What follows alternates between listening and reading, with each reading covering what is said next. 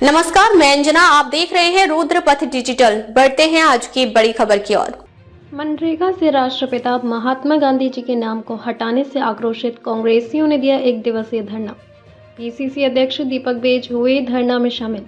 जगदलपुर मनरेगा योजना से महात्मा गांधी जी का नाम हटाने के विरोध में आज छत्तीसगढ़ प्रदेश कांग्रेस अध्यक्ष दीपक बेज की उपस्थिति में बस्तर जिला कांग्रेस कमेटी शहर एवं ग्रामीण के द्वारा संजय मार्केट चौक में एक दिवसीय धरना प्रदर्शन किया गया। में ये व्यवस्थाएं कांग्रेस की सरकार ने बरकरार रखी ताकि किसी भी व्यक्ति को कोई दिक्कत न हो, किसी भी मजदूर को कोई दिक्कत न हो। लेकिन जब मोदी जी को समझ आया तब तक शर्मिंदगी से वो बोल नहीं पाए। मतलब रोजगार गारंटी कानून को मजबूरी है उनको चलाना पड़ा पिछले 10 साल की सरकार ने।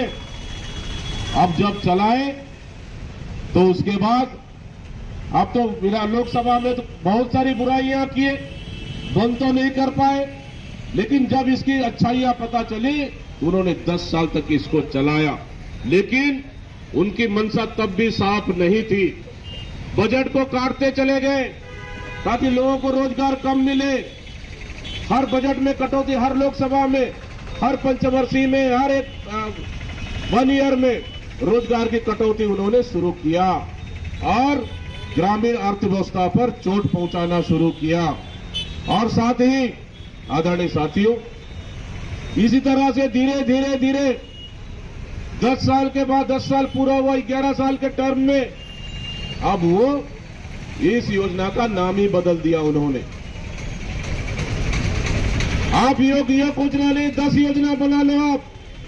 आपकी सरकार है, आपकी बहुमत है, लेकिन राष्ट्रीय रोजगार जैसे गारंटी योजना को बदलना मैं समझता हूं इस सरकार की मूर्खता है, इस सरकार की हठधर्मिता है।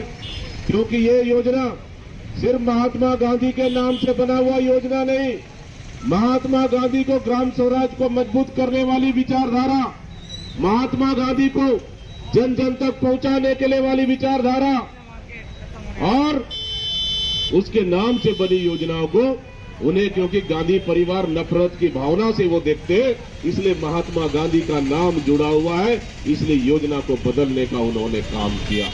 सूचना का अधिकार वो कानून है, अगर किसी लगता है कहीं भ्रष्टाचार हो रहा है, कहीं गड़बड़ियां हो रही है, किसी ऑफिस दफ्तर में उसको जानकारी मांगना है, तो कोई भी गरीब व्यक्ति आवेदन देकर सूचना के अधिकार के तहत सरकार की योजनाओं को लेकर, गरीबों को मिलने वाली लाभ को लेकर वो जानकारी मांग सकता है। इस सूचना का अधिकार।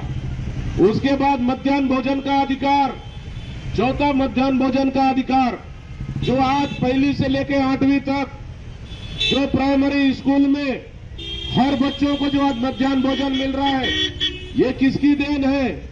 ये कांग्रेस सरकार की देन है आदरणीय साथियों।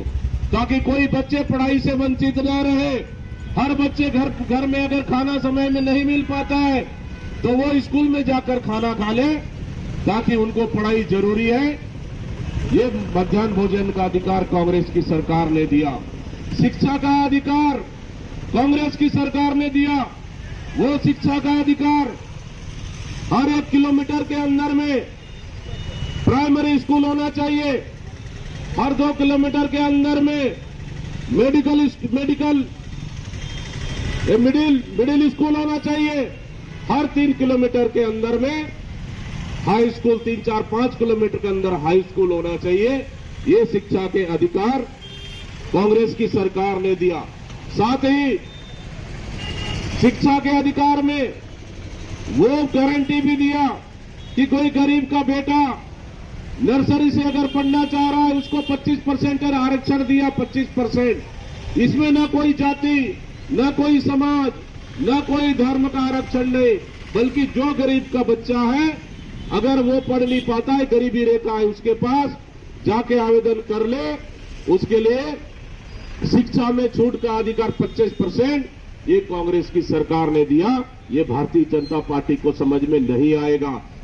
जब केंद्र में 2004 से 2014 तक 10 साल कांग्रेस की यूपीए की सरकार थी, सब देश के आम जनता के लिए, मजदूर के लिए, यहां के लोगों के लिए, जहां लोकतंत्र को मजबूत करने के लिए महत्वपूर्ण बिल उन्होंने पास किया।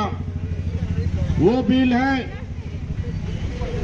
एनआरईजी का, महात्मा गांधी राष्ट्रीय रोजगार गारंटी का बिल कानून। ये वो कानून है जो देश के आम मजदूर, देश के आम ग्रामीण, जो देश के 80% गांव में रहने वाले उन लोगों के लिए जो रोजी रोटी का संकट न हो और अपने जीविका उपार्जन के लिए कहीं पलायन करना न पड़े, उसके लिए कांग्रेस की सरकार ने राष्ट्रीय रोजगार गारंटी कानून लाया। दैनिक रुद्रपथ अब डिजिटल प्लेटफॉर्म पर भी। खबरों में अब तक के लिए इतना ही, फिर होगी आपसे मुलाकात, तब तक के लिए नमस्कार। देखते रहिए रुद्रपथ डिजिटल। ऐसी लेटेस्ट अपडेट पाने के लिए हमारे चैनल को लाइक करें। अगर आप हमें फेसबुक, ट्विटर, इंस्टा के माध्यम से देख रहे हैं तो हमारे चैनल को फॉलो, कमेंट करना ना भूलें। धन्यवाद।